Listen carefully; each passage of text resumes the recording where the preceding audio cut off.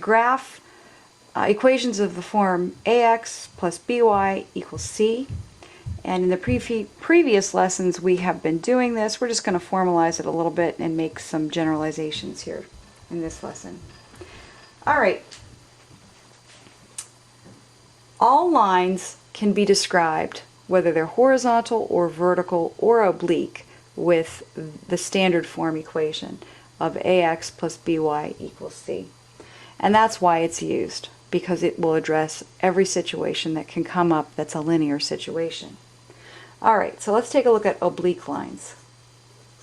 Oblique lines are lines which are neither horizontal nor vertical. They're diagonal lines. Okay?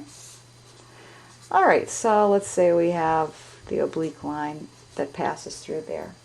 It can be described with the equation ax plus by equals c, and we want to make sure that the a does not equal 0 and the b does not equal 0. That's the only way that you're going to get an oblique line, is if these actually have values other than 0.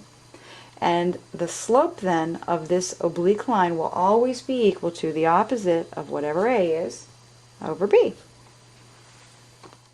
Alright, let's move on to horizontal lines.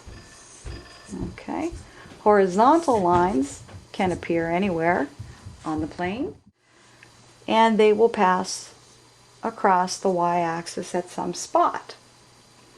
And no matter what the x values are, the y's will stay locked at that value, at the same value. Okay, and that creates a horizontal line. And the general form for a horizontal line is just simply y equals some number. We'll call it k. The slope of a horizontal line, as we've mentioned in the past, is simply 0 rise over run. Between any 2 points there will be a certain amount of run, but there will be no rise, no vertical motion. So the slope of any horizontal line will always be 0. Which brings us now to the third kind of line. And this is the one, we're putting it in red because this is the one you really have to think about. Okay. Vertical lines will cross over the x-axis at some spot, unless they're the y-axis themselves, but anyways, right there. Okay. Now, that x value will remain constant on all of these, no matter what. No matter what the y coordinate, the x will stay locked at this value right here. So the general form for vertical lines is x stays locked at some number, and we'll call that h. Now, the slope here is where we get into problems, because the slope between any 2 points on a vertical line is going to have rise, but it will not have run. So there's going to be a 0 in the slope formula in the denominator, and that is going to give you a divide by 0 error on your calculator. So we say that the slope of a vertical line is undefined. Undefined. It just simply cannot be determined because there is 0 run. Alright, the last little thing we need to discuss in this lesson is using intercepts to graph a line. Alright, sometimes you don't know the slope and you don't know the y-intercept, but you still have the formula. Let's take a look at an example. Let's say we have an equation and it's 6x take away 3y, or plus a negative 3y, is equal to 12. I don't know the slope, I don't know the y-intercept by just looking at that. I could get them if I rearranged it algebraically, but if I don't feel like doing that, I can simply find 2 points on this line and connect those 2 points. Now, the easiest 2 points that you can pick on any line are the x-intercept and the y-intercept. All right?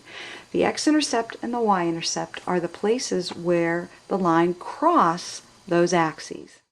Alright, so here's a little plane, x-axis, y-axis.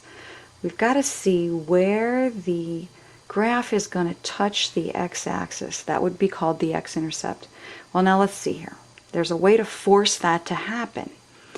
If I bring the y value down here to 0, then the corresponding x value will be the x-intercept. So I'm going to force this equation to generate an x-intercept by forcing the y to 0. Okay? So to get the x-intercept, force y to 0. And then what we would have would be 6x minus 3 times 0 equals 12. All right. Now, 3 times 0 is just 0, so that term drops out, and we get 6x equals 12. So the x-intercept is going to be at 2. All right. That's our x-intercept. Now, we'll do the same thing to find the y-intercept. All right. The y-intercept, the spot on the y-axis where the graph will touch, is the place where the x value is 0. So if you force that x to 0, the resulting y will be your y-intercept. So let's get the y-intercept. Force the x to 0. So that'd be 6 times 0 minus 3 times y is equal to 12. So 6 times 0 is 0. That drops that term out. And so then we have negative 3 times something is positive 12. Dividing through by negative 3, we get y is equal to negative 4. All right, so let's graph these 2 points. And since 2 points determine a line, we'll connect them and we'll have it. All right, so let's see here. 1, 2, 1, 2, 3, 4. The y-intercept is at negative 4. The x-intercept is at 2. So we're going to have a rather steep line, just like that. If we could party all night and sleep all